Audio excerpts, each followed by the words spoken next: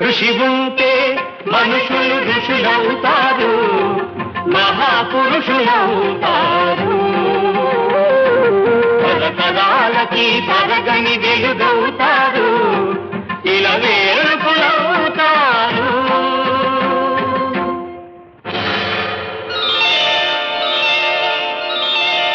ఏకలవ్యుడంటేనే ఎదురులేని బాణం, తిరుగులేని దీక్షకి అతడే ప్రాణం. కులం తక్కువని విద్య నేర్పని గురువు బొమ్మగా మిగిలాడు, బొమ్మ గురుతుగా చేసుకొని బాణ విద్యలో పెరిగాడు.